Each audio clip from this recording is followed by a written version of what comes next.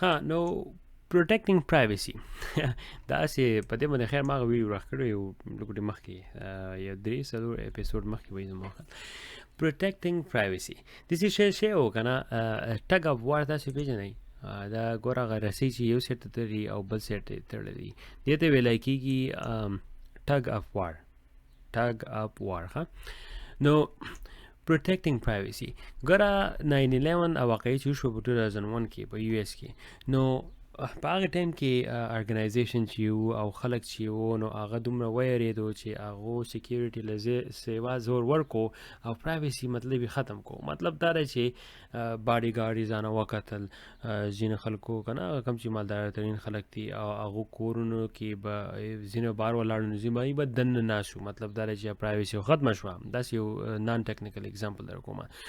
نو دغه شانتي او خلکو چې دینو د پرایویسی خودمره اهمیت کو او د سکیورټي لپاره ډیر شي د نور سافټویر او کمپنیانو چې دی هغه هایر کړي او هغه په ترو باندې خپل کم اسید چې دا سره د کمپنیانو هغه انفارمیشن اسید چې هغه ټول سکیور کړو خو د پرایویسی دومره غمی نه کو چې دا کم انفارمیشنز دی کې دی چې دا مونږ نه غواړو چې د ټریډ سیکریټس دی وس کې دی چې مونږ یو سکیورټي کمپنی هایر کو او د ټریډ سیکریټس دی چې هغه مونږ سکیور کو خو اصل کې دا سکیورټي کمپنی ښه باقاعده ایکسس کیږي ټریډ سیکریټ لاو کسبارز یو ګرنټل امپلوی چې دی د یا د یو 2 نمبر کس تاغي سکیورټي کمپنی کې راغی ټول انفارمیشن به د دې کمپنی نه وخت کی دغه شان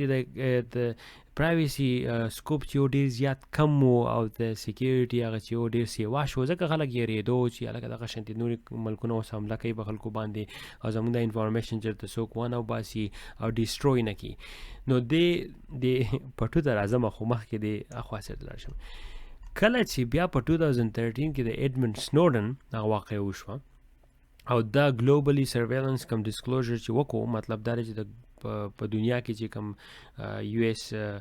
سرویلنس کم داغو کم سرویلنس پروګرام او هغه ډیسکلوز کو خلکو ته ډیسکلوزر مطلب چې خلکو ته پبلش شو او خلکو ته پته ولګی چې یاره پرایویسی خو د خلکو تباہ او برباد شي دا نو په هغه ټایم کې پرایویسی چې دا هغه سکوپ سیوا شو او د سکیورټي کم شو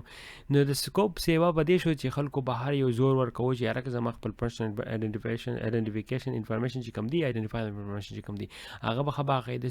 هغه به باقاعده سکیورټي مطلب دا چې د سکیورټي نو سره نه شیر کومه پرایویسی به پرایویټ به پوه شوي پرایویټ انفارمیشن چې کم دی پرایویسی راغه سره پرایویټ نه د پرایویټ انفارمیشن چې کم دی دا پرایویټ پاتې شي او موږ به مطلب دا چې ډیر انفارمیشن انلاین نه سٹور کو او ډیر کارونه به دي چې هغه موږ نه کوو انلاین ځکه چې حکومت چې دی هغه په خلکو باندې سرویلنس کوي نو دا په وس ګوره نه دی د لکه ټګ اپ وار کله چې یو واقع وشي نو د اخوا سیټ کدا سو ګوري سکیورټي به بره ده او کدی خوا سیټ تاسو ګوري نو پرایویسی به بره ده او په منځ کې دی ته لکه ټګ اپ وار یو د خلک وای زنګو اخوازي او دی خوازي نو دا دغه شان دی سوسایټي ریلیټډ شیز نه دی پوه شو د پرایویسی پروټیکټینګ پرایویسی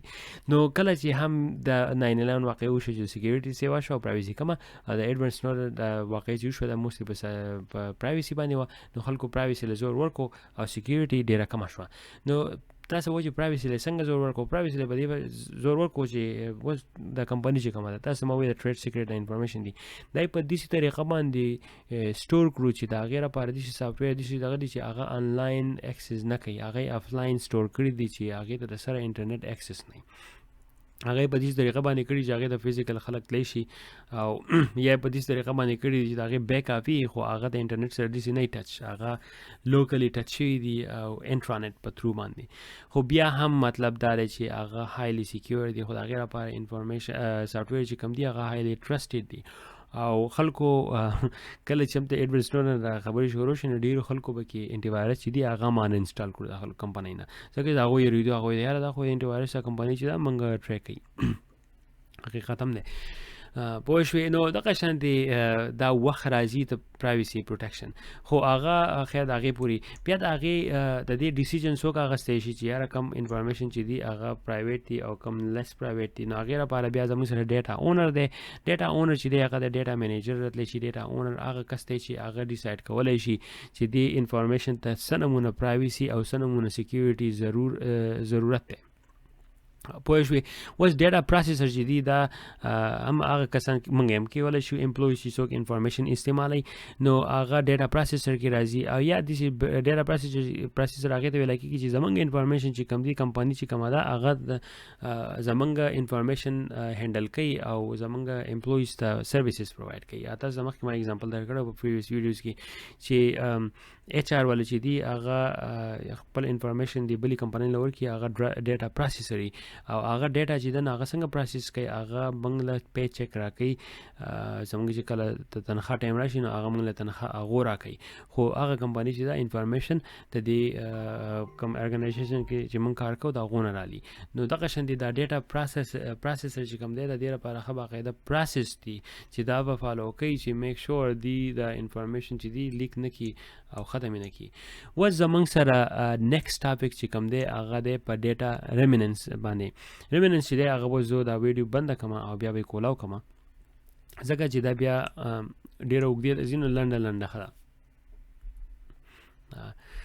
نو دا لوګو پکې خیر در راولم چې تاسو ته پته ولګي چې هلکه دغه شانتې یوټیوب چینل هم